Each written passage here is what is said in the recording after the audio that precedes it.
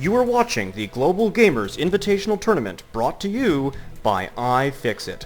SCVs for the real world. The Handsome Nerd attire for the handsomest of nerds. And Esports United, sponsored by Intel. This broadcast is also made possible by IC Cup TV, TeamLiquid.net, and of course, Blizzard Entertainment. Hello everyone and welcome back to Game 2 of the Best of 16 series. That's a bad way of saying it. The Round of 16 series between Dimaga and his Blue Terran opponent CauthonLuck, two excellent players. Game 1 going to CauthonLuck, a very, very nicely executed timing attack of Hellions, Marines, and Marauders on Zelnanka Caverns. So here we are on Scrap Station. The map was chosen by Dimaga, and I do agree with this decision. Very, very nice call, and we'll get into that in a second. But first, want to thank those sponsors. iFixit, SCVs for the real world, and also Esports United, and of course the Handsome Nerd. All three of them donating to this prize pool, bringing out all the big names of this tournament. Back to the map. I am not surprised by the choice of Scrap Station from Dimaga. This is a great map for Zerg. Very easy to defend this expansion from attacks. Long travel distance for Marines and Reapers and all sorts of harassing vehicles. So easy to defend expansion, and usually we see late game coming down to huge epic battles here in the middle, with Zerg having 4 or 5 bases, Terran having 2 or 3. Also very good for bailing busts. As we all know, Dimaga is a huge fan of the bailing busts. Because of this massive choke point, Zerg players will often find supply depots, tech labs, other weak buildings that are easily busted down. So either one of those options is on the table. It will be interesting to see how both of these players play. Dimaga, of course, facing elimination, so I would be actually a bit surprised if he went for a bailing bust. Typically we see conservative play from players when they are facing elimination from a round. CauthonLuck, however, playing standard, getting that barracks, going to have a command center immediately following the completion of the barracks, and already has that refinery up and running. So probably going to see something very similar to last game with Hellion harass, followed up with a Marine Marauder push with Hellion support to try and hit that expansion. Dimaga, meanwhile, getting, it looks like the exact same build, a late spawning pool, late gas, and a late expansion. Instead, just powering drones early on, and that is something we are seeing more and more. Zerg players used to very aggressively go with that 14 pool, 15 hatchery expansion. Now we're seeing a lot more 16, 18, 19, 20, even early 20s expansions. Just because most other races are getting more aggressive, recognizing the importance of catching Zerg players, not letting them macro up. So Dimaga is picking up, looked like it was a 16 hatchery, and beginning to power that Zergling speed. Only one harvester on gas, the rest on minerals, just to power the queens, get lots of queens out. And once he's content with the queens, I imagine, he will be getting more gas and getting lair tech. Doesn't need any gas at all right now, as there are queens being produced. Can't go for lair quite yet. CauthonLuck, meanwhile, is indeed playing the same way. We are seeing that reactor coming down on the barracks and a factory adjacent, so definitely going to see a switch. No bailing bust to worry about, so these supply depots aren't going to be a liability. And looks like not much going on. Very, very similar game to the previous one, right down to the queen timing. Second queen already on the way. That's, again, why that gas can be delayed. He's just in no hurry. This queen's going to sit here, wait for her energy to come up, then she's going to drop a tumor, go work on the new hatchery, connecting the 2 with creep, and the next queen will be up. And right away there'll be enough gas for lair. So nicely timed build order here from Dimaga. He wants those fast Mutalisks, as they're so strong against Hellions for obvious reasons, and also good against Banshees, which I say this because I just saw the starport, and it's a really early starport. And given the map, I actually wouldn't be surprised if we're going to see Banshees from CauthonLuck. That or a drop. Hellion drop would be a sensible thing to do on this map. Cut down that travel distance a little bit. Go harass that juicy pile of drones. But Banshee's always popular. We'll see pretty soon what he's doing. It is a tech lab, so we are going to be seeing Banshees from CauthonLuck. He's mixing it up a bit from the previous match, probably going to try and catch his opponent off guard. I do agree with this call. I probably would have done the same thing, just nowhere near as well. So the first 4 Hellions are on the way, 2 more being produced, but they won't be here anytime soon, so we'll see how much damage these 4 Hellions can do. We'll see that there is a fairly large army, 18 Zerglings produced already by Dimaga. See, he's camping them here. There should be some more, though. He is producing more, and the rally point is set here, so he's building up Zerglings on both sides, so he's probably planning to ambush the Hellions. Whichever way they choose, there will be Zerglings waiting for them, and if they try and retreat, there will be Zerglings there too, most likely. So, a nice trap that Dimaga looks like he's getting ready to spring. Expanding that creep nicely, going to push it down towards the center of the map. And Hellions are on the way, so it's really going to come down to timing. We are getting a Spire, as we'd expect, from Dimaga. He's got only one gas operating so far. Going to need some more gas for those Mutalisks. I guess Dimaga's just concerned about the Hellion timing attack. Here they come. 6 Hellions is a good number for this pressure. And here they come, roasting a Creep Doomer. Great call there by CauthonLuck, preventing that creep spread. That's a huge nuisance. And harassing that Queen. Very easy to bring down a Queen with 6 Hellions. And here come those Zerglings, finally forced to engage. They are able to get us around. The Hellions are trapped, trying to wheel around, but the Zerglings are just all over them. They're on creep, and it looks like several Hellions going down. And CauthonLuck finally turning around to pull off. And he is going to retreat, but the Zerglings still manage to get some surrounds. CauthonLuck's going to lose every single one of his Hellions. Brilliant play by Dimaga. That is a huge loss. 850 resources, so 8 Hellions were lost in that exchange. Barely any Zerglings roasted. That was a disaster for CauthonLuck. Great play by Dimaga, able to trap them first in here and then all the way down along the wall and wiping them out. CauthonLuck now has a very, very small force. Still lots of Hellions, but with that Mutalisk transition on the way, Spire probably almost complete. Indeed it is, so the Hellions will be here in a number of seconds, and the Banshees are coming to engage, so they will be able to get a fair amount of damage done to these drones or Queens. Probably can't afford to do both.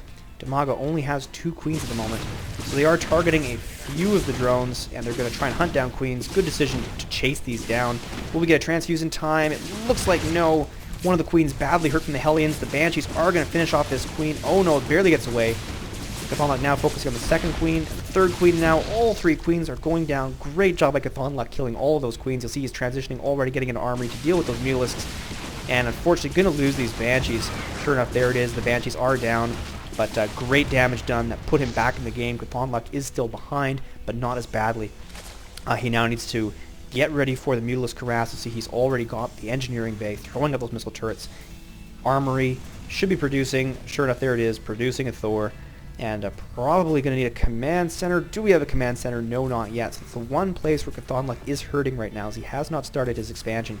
And my guess would be that Dimaga, ready to grab a 3rd very soon. See, that creep is already most of the way towards the 3rd base, so probably going to see a 3rd expansion from Dimaga. So there's definitely an onus on CauthonLuck to grab an expansion or do some damage fairly soon, or he's just going to get out-produced by the Zerg player. The Hellions doing their best, probing the contours of the Terran base. Nice coverage of missile turrets. I think he did it with only 3, and really protects everything nicely. And the Thors are out, so Mutalisk harass no longer a true threat. So we are proceeding to a late phase of the game. Very typical play. See Dimaga already picking up the Baneling Nest. I see that somewhere. Somewhere there's a Baneling Nest. Believe me, I know. And 2 evolution chambers. There they are. Baneling Nest, 2 evolution chambers to upgrade his Zerglings and Banelings with armor and melee attack. And Zergling, Baneling, Mutalisk, very popular against Terran, especially since the infamous magic box. For those of you who don't know, Thors have traditionally been an incredible counter. 4 Hellions going down, that's a disaster. Mutalisks having a hugely difficult time with Thors historically until someone found out the area effect is not very wide. So Mutalisks have a tendency to spread out, kind of like Zerglings do here. They spread out when they're not moving. They clump up when they move and attack. So if they're spread out, if you don't attack something but instead hold position over top of something, the AoE of the Thors barely exists. So Mutalisk's definitely seeing a lot of play in Zerg versus Terran these days. I see that Creep Highway has now jumped the rocks and is expanding straight into the Terran main. We are getting that hatchery just as we'd expect, along with the late game upgrades. But this is interesting. We are seeing, in addition to armor, which we thought we'd see, we're not seeing melee, we're seeing ranged. And somewhere there was a Roach Warren that I completely missed. And we are getting glial reconstitution, so fast roaches, not going for Zergling Baneling. Instead, Dimaga is going for Roach Baneling, would be my guess. Roach, Baneling, and Mutalisk. And of course, Roach is very strong against Marines, similar to Banelings, but not so strong against Marauders. So if CauthonLuck does not go heavy on the Marauders, those Roaches really can catch an opponent off guard. They're very cheap. They can really pump up your army strength very fast. The only problem is they're bad late game when supply becomes an issue. So we'll see if Dimaga can use that to his advantage, surprise his opponent with those really fast roaches. He can really produce a ton of those very quickly. They are mineral-heavy units, similar to Zerglings, so you can use them instead of Zerglings pretty much at any time. You'll see already that army just building up very quickly. The resources relatively equal, but a massive 40 supply difference. So Dimaga really powering up quickly, getting those Banelings. So it is indeed Baneling, Roach, Mutalisk. He does have only 3 Mutalisks, however, so not a Mutalisk-heavy composition like CauthonLuck is expecting. 2 Thors, many Marines, so he's definitely planning for Mutalisks, but it looks like that's not what's being produced. Instead, it's just Roaches. So CauthonLuck is now expanding. See, he has his base up and running. Probably going to see him grab a 3rd fairly soon, I suppose. That or attack. He's not in any position to attack, I think, is the problem. Is producing Marauders, though. That's good to see. That will help him with the Roaches. And additional barracks being thrown down, so mass bio with Thor support, very typical of this particular build. However, CauthonLuck is falling behind faster and faster, especially with the powering of the Roaches. And Dimaga at this point in time could do one of 2 things. He could break down these rocks and catch Dimaga when he's catch CauthonLuck when he's out of position. Similarly, he can just expand and expand. See, the creep is already encroaching on this 3rd expansion, so if the creep gets all the way around and Dimaga begins to fortify, then CauthonLuck is just going to get strangled to death. And I do want to comment on this. Only 3 Mutalisks, so Dimaga is just declaring to CauthonLuck, I have Mutalisks, and there are only 3. These are the only 3 he has.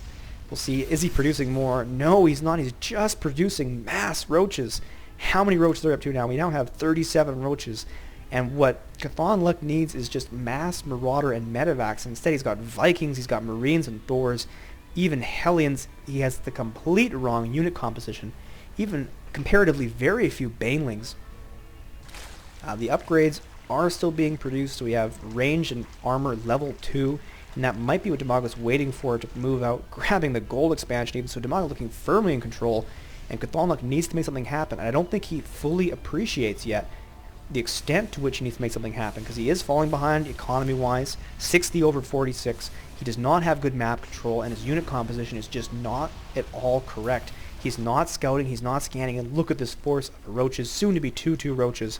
That is just a terrifying force, especially with creep. They're going to move so quickly. A scan, just finding nothing once again, and SCV's moving to the front. They've got to build some structures now before the creep takes over the space. Looks like CauthonLuck is building a command center right here, but it's not very friendly territory. You do not want creep inside your base. And here comes the engagement. It looks like they're going to take out those 3 Mutalisks, but an anti-Mutalisk composition is not what he needs right now. There's so many Roaches, and they're just running right through. Banelings killing off all these Marauders, and they're even chasing these Marines. The Roaches just advancing as best they can. No SCVs for repair, not enough Marauders, and CauthonLuck's force is just completely torn apart. And CauthonLuck definitely calls the GG. I just wanted to point that out there if you didn't see that at the last second right here. You can rewind if you want. Even with his force engaging the entirety of the Terran army, Dimaga's numbers were actually rapidly increasing from 190 to 200. Dimaga's force actually growing despite attacking, and CauthonLuck does call the GG. So we are tied at 1, moving on to Game 3 between these 2 excellent players. I am so excited to see this final match. We'll see which map CauthonLuck chooses, and we will see who will be advancing to the final round of the qualifying Global Gamers Invitational Tournament. So thanks for tuning in, guys, and until next time, have a good one.